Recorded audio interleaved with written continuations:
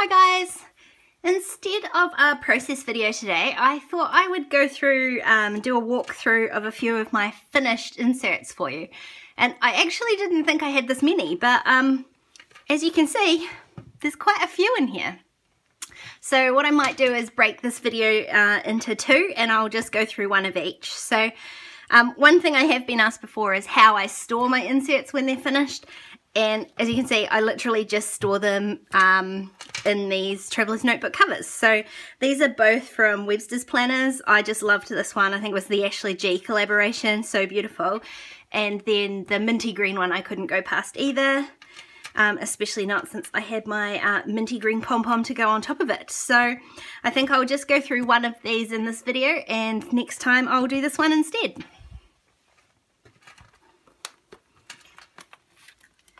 So in this notebook I have 4 inserts, and I probably do have room for more, but I think this is the first insert I ever did. And I definitely decorated the cover afterwards, after I had started. So when I very first started on this like Traveller's Notebook journey, I had thought it was going to be more of a like a written journal, and I just never went any further than that. So this is the very first layout I ever did in a Traveller's Notebook. And literally all I did was I had a bit of spare time one night, and I had leftover Citrus Twist kits, Pocket Life kits sitting around, and I thought I'll just glue a bit of paper in there before I do my journaling. And so that's where this whole journey for me started. I really loved the result. I loved using up the extra bits of my kit, and it just carried on from there. So I did start off with a rather bulky embellishment on there, and I learnt pretty quickly that I probably need to avoid that if I want these books to sit flat and be easy to work in. So then I started off just using a bit more stamping and just papery flat embellishments. So this is another one where I was practicing stamping, so that's when I learnt that the stamps do bleed through the paper. And you can sometimes, you see not quite always here, cover it up with paper. So again, this is another one. I think there was a process video for this. This might have been the first process video I did in a Traveller's Notebook. Again, just using leftover kits. Then just filler pages where I added a whole pile of die cuts to the top. That's another one I think that is a process video. I'll link some of these process videos down below, but if you search through my Traveller's Notebook process playlist, you'll find all of these. And again, it's just leftover pieces from the kit. So this one here was a 3x4 card that I split so I could put on both sides of the page.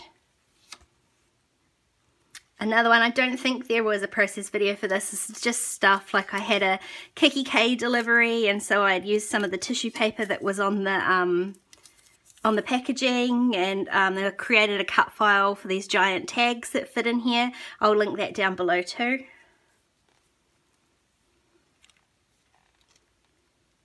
Another technique I love is using stamps and stickers to add to my journaling. That's really fun. Plus also, this might have been where my obsession with yellow started. And then of course there's plenty of photos of Lily and Mel in these books. So this one here had a little bit of hidden journaling just on a tag. Again, there's lots of packaging. I use lots of packaging in these spreads. That's just another glassine bag. This one, my first attempt at fringing, which I really love. I still love this technique. It's so beautiful. Just adds so much texture. And again, a chipboard frame. Like, it was so, you know, it makes it so hard to work on the back pages, but I really love the look of this. Bit of brush script and some Nouveau crystal drops. And you can see here, like, they do... it has stuck to, like, they stick to each other, so when they're on an opposite page like that, they've stuck to each other and have actually peeled off. And I was getting towards the end of this book, and it was getting really hard to work in, so both sides of this page are actually bits of paper that I've then stuck inside.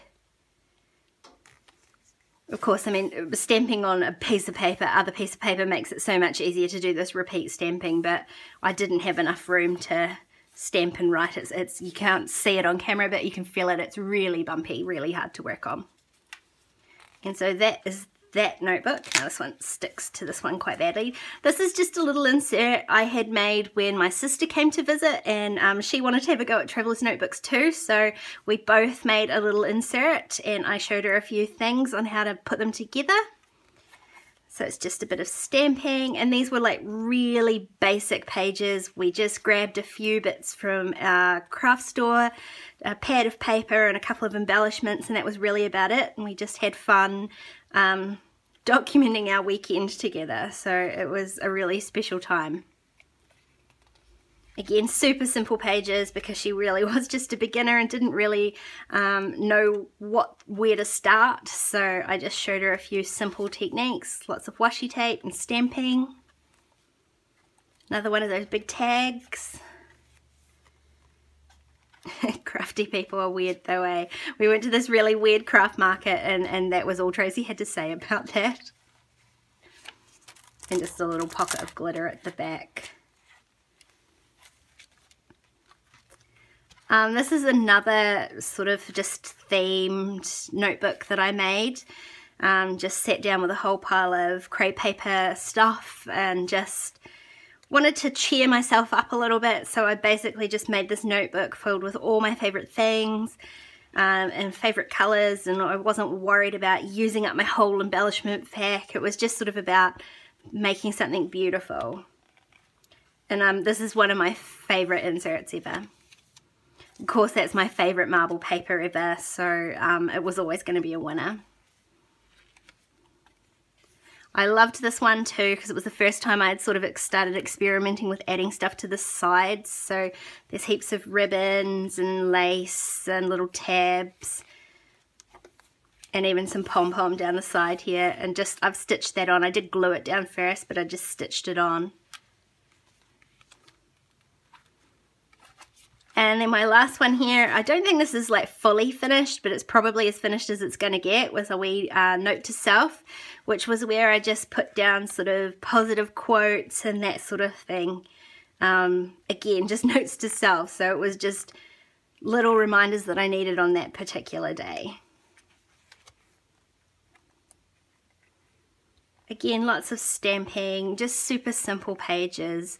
And experiments, like I had this idea about creating this tiled pattern with my punches, and just punched it out of a whole pile of different papers and stuck that down, which did take quite a while, but I really loved the sort of background effect it gives, and then kept the rest of it super simple with just another tag. And another tag here.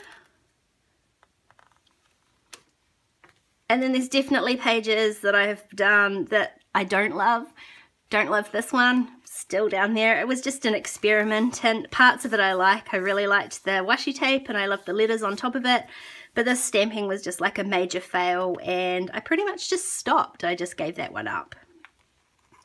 This page here was another experiment with these Nuvo drops. I liked the idea, the execution just didn't work very well, and as you can see they totally stuck together and have peeled off the page, so that one's a little bit of a fail as well. And because I only had 2 pages left, that was where I sort of stopped with that one. So that's my first look through a few of my inserts. I hope you enjoyed this. Do let me know if you want to see the other one. I'd never know whether these are interesting or not, given that most of them are process videos as well. So thank you for watching, and I will see you guys next time. Bye.